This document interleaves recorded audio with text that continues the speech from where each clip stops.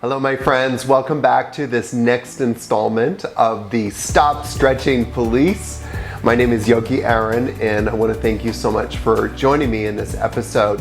One of the things that I want to do in these series is kind of just give you more information about what you should look for, what you should pay attention to, kind of the filter in which you start to absorb different information. There's a lot of wild claims out there that are based upon erroneous perceptions, pseudoscience, and kind of a lot of big talk. Are you kidding me? Also compiled with that is our own need to feel better and look better. How many people constantly say to me, like when they think of stretching, they think of anti-aging, they think of youthfulness, they think of health and wellness. And I think that there's some merit to that because as we get older, our body becomes more constricted. But from our perspective, from an AYAMA perspective, what we want to do is consider, why are we tightening up? And that, my friends, is one of the biggest questions that nobody is asking in this industry. So before we continue and jump in, I want to kindly remind you to get my book called Stop Stretching, A New Yogic Approach to Master Your Body and Live Pain-Free. In it, I cover everything from A to Z. And what I hope to do in these videos is to begin unpacking some of this information a little bit more. So again, so that you can start to look at what is being said out there. Just because an article is printed, in some magazine about the virtues of stretching, start to read it. Start to look at where is the science coming from. What you'll often find in a lot of these videos is that just people are just obsessed with this kind of opening the body, of stretching the muscles. Well, muscles are not meant to necessarily be stretched. The muscle function is actually to shorten, and it needs to shorten in order to do two basic functions of which the muscles are responsible for, which is to move bones and to also hold or stabilize joints together. Muscles move bones, and muscles hold bones in proper alignment. So if muscles aren't contracting efficiently, they can't do their job to stabilize joints and protect you from injury, and they can't move bones. So when muscles can't contract effectively, it will show up as a limitation in range of motion. One of the things that I'm very anti these days is this idea of opening the hips. Think about what that means for a moment. When you open the hips, what are you doing? You're dislocating the hips.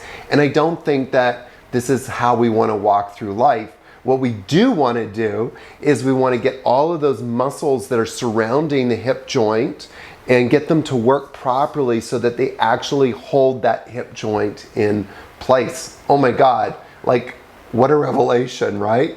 So what I want to do is kind of look over, and I want to look at a couple of videos and just kind of look at them and comment on them with you, so that way you can kind of think about what to think about when you're looking at these videos, and sort of, again, the window or the perspective. I am just offering a perspective. I don't want to get into who's right and who's wrong, but from my perspective and from an AYAMA perspective, and even an MAT perspective, one of the things that we want to think about is, does this make us stronger or does this make us weaker? So it's not necessarily about right or wrong. If you want to go around weakening your body, then keep stretching, keep doing these hip openers. If you want to become disabled and end up like I did at the age of 45 in the orthopedic surgeon's office, saying that I might need a spinal fusion, then great, kazumta hey, go for it. Do your thing. You do you. So I don't really like to get into a pissing match with people around this kind of thing. All I do is just present the facts and present kind of an alternative perspective, which in my opinion is the right perspective, because the right perspective is we need to get the muscle function working. And time again, when we get muscles working, guess what? Pain goes away. Pain is always the result of inflammation, and inflammation is the result of instability. So as my teacher Greg Roskoff from Muscle Activation Technique always says, sure, you can get more flexible, but flexibility always leads to instability, and instability always leads to injury, period. And from my experience, both as a yoga practitioner and as a teacher and seeing the people coming to me, I can tell you that when I start my yoga teacher training immersions, like more than 99, I'm going to say that again for the cheap seats in the back, more than 99% of people that come into my trainings have yoga related injuries, or what I prefer to call ego related injuries. And we can get into all the semantics of maybe they weren't doing their practice properly, maybe they weren't, stretching properly, maybe they weren't doing their alignment thing correctly. That's all horse pucky. I'm sorry. Coming from someone who has borne witness to a lot of these students' evolution before I got on the stop stretching bandwagon, I can tell you with absolute certainty that those things had nothing to do with these issues that they're facing today. The issues that most of those people face today is the result of instability due to flexibility or stretching. Okay guys, so we're gonna go over and look at this first video, and this is from the Back Pain Academy. And what he says here is 6 exercises for a strong back. Okay, so let's go and look at these exercises. Again, we're looking at it through an AYAMA lens, so I'm not really looking at this through what is right or what is wrong. We're not going down that road. But what we are interested in is looking at things to see if they make us stronger or make us weaker. So with that in your mindset, let's take a look at this. So the first one here is he's talking about like these hip openers. So he's doing this thing. Then he's talking about shoulder exercises or strengthening the shoulders. And then he's talking about the what looks like the longissimus there. So again, we're looking at the glutes. We're looking at upper traps or middle traps, lower traps actually. And then we're looking at the longissimus. So I just want to kind of pause that for a second and just come back. We looked at 3 major muscle groups. Now, what it appears to me is that he's actually doing is not doing anything to really improve those muscle functions. What he's actually doing, or at least what it appears to me, is that he's working on really kind of elongating those muscles. So again, come back to this idea of what is a muscle's function. A muscle's function is to shorten. So if you're not actively, dynamically trying to shorten these muscles, then you're going to run into problems. And so that's one of the reasons why I would not personally recommend any of these exercises.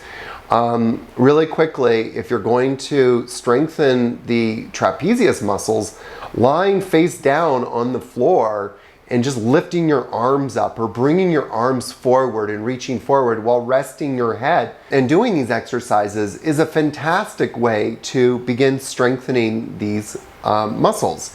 Also with longissimus, you guys know already my favorite pose is Superman. So if you want to get the back muscles working properly, just do Superman pose. You don't need to do all this fancy rigmarole that is actually going to probably cause more stress on your muscular system, well, more specifically your neuromuscular system, and interfere with that communication system between the brain and the muscles. And lastly, with the glutes, this is one of the worst poses that you could do for the glutes, is coming into this kind of like lunge pose that he's doing here.